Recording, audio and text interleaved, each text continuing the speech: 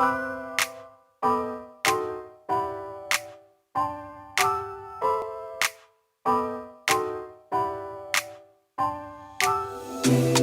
gotta tell you something I could do. I could be running around chasing you, but I won't. Cause I got better things to do. Rather spend my precious time chasing somebody who loves me too. If I got $1 for every time you slam the door, I would be the richest girl alive. If you hadn't run away every time I asked you stay, you would sleep right next to me tonight. No, you didn't want me, all you wanted was a game to play, and you couldn't handle that I had my ways. I found your magic and your side chicks, I'm a winner, babe. No, you didn't win this, it's a part of the game. In the beginning I just didn't know that you're an enemy I held too close. Hey, what up though? How y'all feeling? Everybody good? It's your man, your friend and family member, Brain Lee here. Everything on this channel is alleged, in my opinion, for entertainment purposes only. Once again, everything on this channel is alleged, in my opinion, for entertainment purposes only. Once again, everything on this channel is alleged, in my opinion, for entertainment purposes only. So listen, I had a great time, a great joy, and a great delight to be able to bring you that story. Yes, we all know that true legend was born July 6th. But it is still a story of the first pictures. And, you know, I think some people just cover things because, you know, listen, they're bored and they got nothing else to do. And I think anytime that we can celebrate something good, we should be able to do that. If you can't celebrate anything good, then there's no good in you. But that's neither here nor there, child. I think just some people at this point, y'all, have trauma. We respect that. Mental health, mental wealth matters. But some people were just born with nothing good in them. That's men and women on YouTube and all around the world. And So with that being said, welcome in everybody. Like I said, like, comment, share, and subscribe everybody. This is another edition of Brain Lee's Virtual Tour Pit Stop. Everything on this channel is alleged, in my opinion, for entertainment purposes only. Once again, everything on this channel is alleged, in my opinion, for entertainment purposes only. Once again, everything on this channel is alleged, in my opinion, is for entertainment purposes only. I was so glad to be able to bring that Brad and Judy news to y'all. Okay, so here we go. So y'all, tell me why this strike is bringing out the SAG-AFTRA. I know I'm probably mispronouncing that wrong, but anyway, tell me why this strike with SAG and the WGA and the AMP-TP is really just making me feel some type of way. Because at this point, I'm like, my God. But now it's like the studios are saying, you know what? Y'all don't want to do right. We're going to create jobs so we can have our so we can have our platforms. So y'all, listen. Netflix, I already told y'all about that, I think. Did I tell y'all about that? Well, anyway, I'll tell you about here really quickly as a jump-off point that's going to lead into the main point. So basically, Netflix is paying somebody with a salary cap up to $900,000 a year. $900,000 a year. $900,000 a year to be able to be a artificial intelligence or AI production manager. That's going to be from content to how you see recommendations and all that. So then I see this story that came out yesterday. This is from WDW News Today. Shout out to them. For those of you who don't know, what I actually watch is Mario Machinima videos, theme park videos, documentaries. So, y'all really think I'm that bonded, stronghold, tied down to what y'all think? Child, play with your mama. She think you cute. Well, some of y'all mamas can't stand y'all. But anyway, that's neither here nor that's not my business. Y'all go get therapy for that. All right, here we go. Disney creates AI task force to explore future use for movies, theme parks, and more. The Walt Disney Company has assembled an AI task force to evaluate the future use of artificial intelligence in movies, theme parks, and more, according to Reuters. Reuters notes that the task force was formed before the Writers Guild of America went on strike, particularly due to the use of AI technology. The company is seeking to hire 11 AI-related roles, artificial intelligence-related roles, including inside Walt Disney Imagineering. They are also aiming to use the advertising team to create a next-generation artificial intelligence AI-powered ad system. Former Disney CEO Bob Chapek used to refer to their explorations into the metaverse virtual reality as next-generation storytelling. The team was disbanded shortly after Chapek was replaced. For its parks business, AI, artificial intelligence, could enhance customer support or create novel interactions, said the second source, as well as a former Disney Imagineer who declined to be identified by Reuters because he was not authorized to speak publicly. The former Imagineer pointed to Project Kiwi, which used machine learning techniques to create Baby Groot, a small free-roaming robot that mimics the Guardians of the Galaxy's character movements and personality.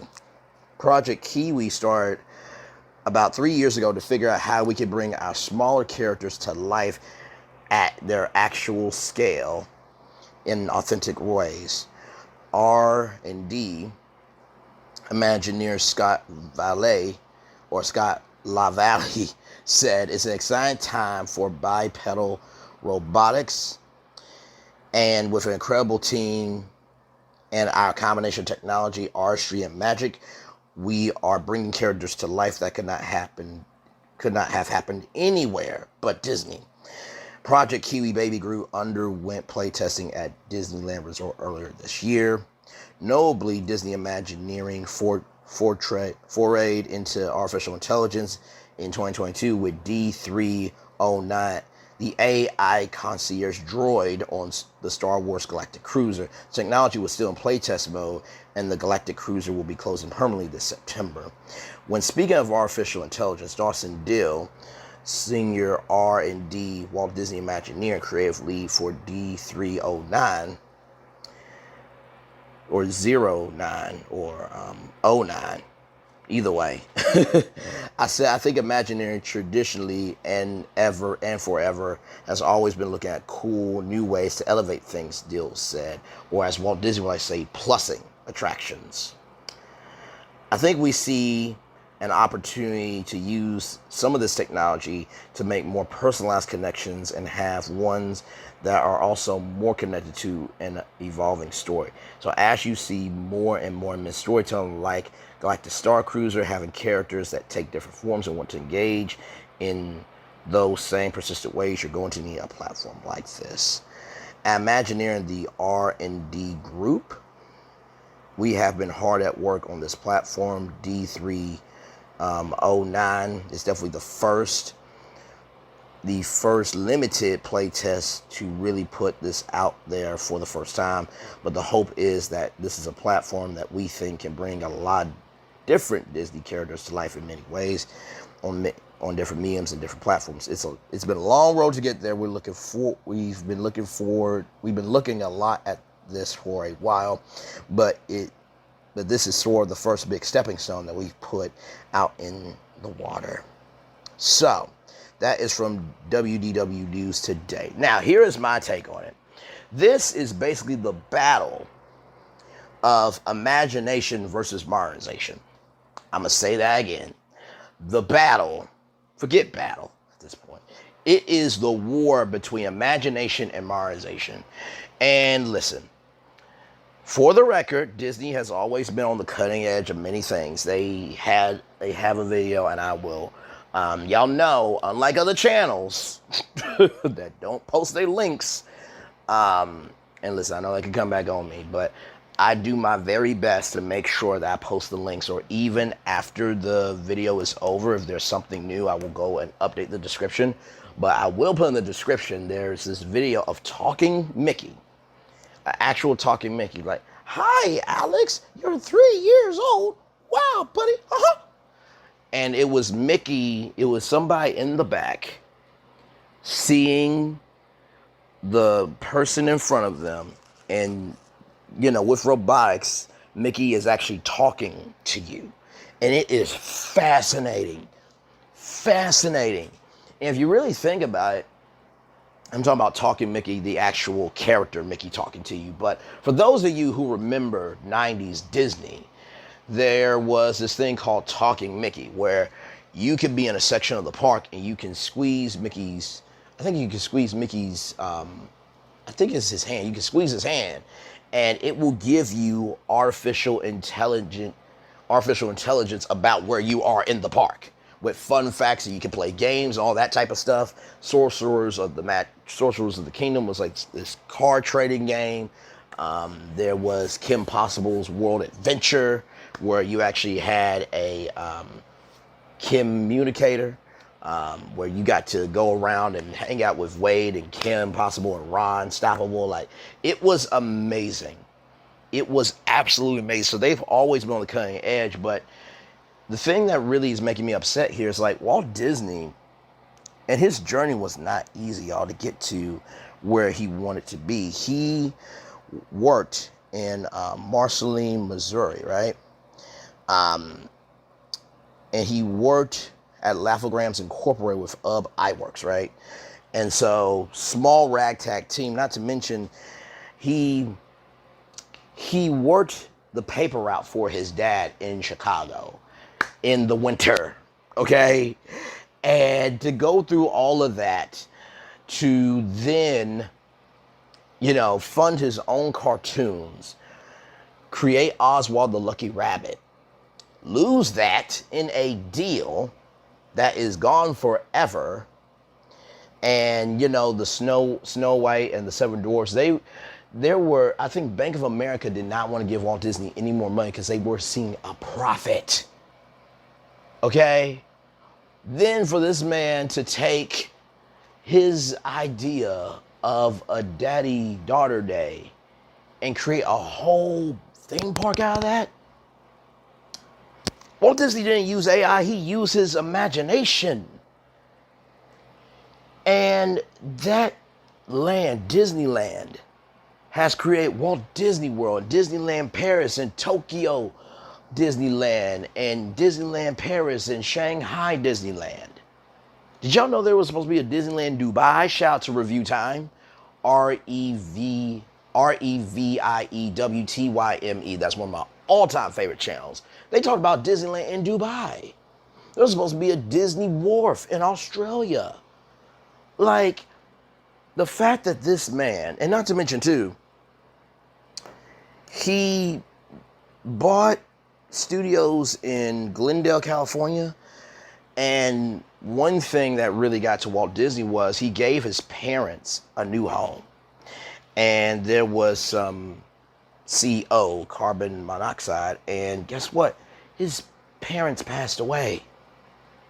So from him going from this little boy drawing animations under a tree in Marceline, Missouri, to doing a paper route, to, losing a cartoon character, gaining a new one, that one taking off, and doing Disneyland? And not to mention, he owned his own studio. For this to be where Disney is? Really? Really, though, this is what we're doing. This is what we're doing. This is what we're doing. Like, there's a movie called Saving Mr. Banks. If y'all have not seen it, please watch it. It is basically the story of Walt Disney and, oh my God, Mrs. P.L. Travers, played by the legendary Emma Thompson. And you got to see how Walt Disney understood that storytelling is not just making cartoons. Storytelling is a security blanket, mental security blanket, rather, for people to escape their problems. All of this soul, all of this creativity, all of this wonder of what can be, for Disney to make an AI task force, which granted was way before the strike. But really though, in your movies and theme parks, so what is Walt Disney Animation for? What's Walt Disney Imagineering for? We're gonna have AI with ABC? And not to mention, you want to talk about virtual reality? Virtual Magic Kingdom was the move. Everybody was on that. Y'all could bring that back, make it 18 and older, verify it. It would be awesome. I should have brought it back with the vid going around, but you didn't bring that. Child, I can't.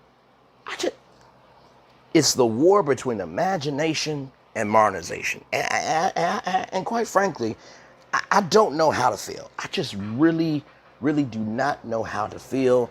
I hope that this is solved sooner rather than later, because guess what? At the end of the day, would it be a dream come true to work for Disney? Absolutely.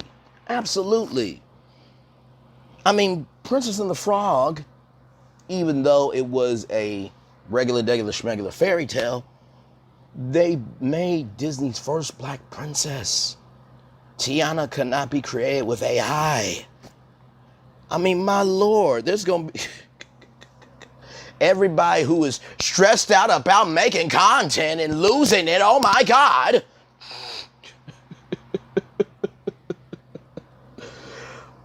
People who, are trying to stand up for the people who are running out of ways to stand up.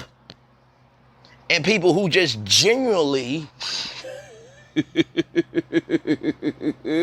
and people who are genuinely critiquing everybody else's work but ain't doing no work the doggone self are going to be too lazy and use AI. Really? So imagination don't matter anymore? And it's modernization? This is what we're doing. This is what we're doing? Child,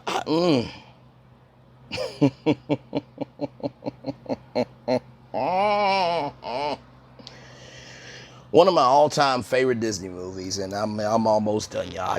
I had to get all that out. I'm just like, really? Imagination don't matter anymore? Sleeping Beauty Castle was built off of imagination of what fantasy looks like. And not to mention, too, the reason why I love WALL-E so much is because it says a lot without saying anything.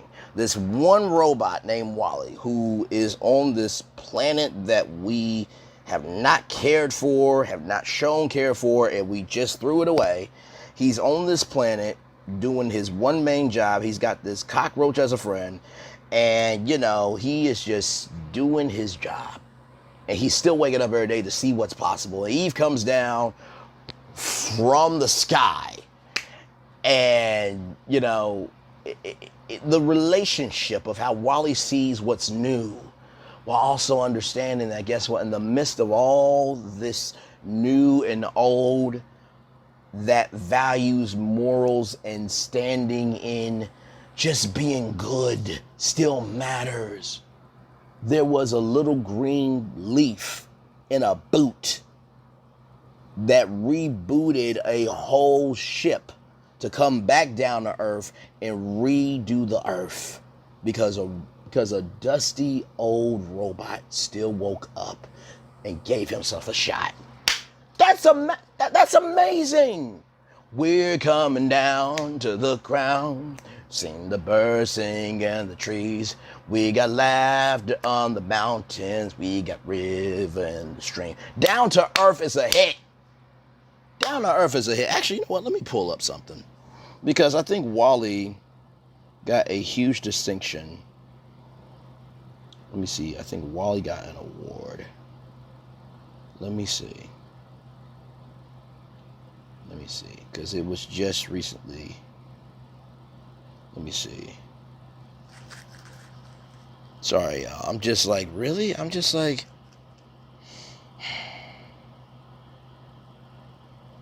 Okay, hang on. Well, I do know that it just... Okay. DVD. That's what I'm looking for. DVD.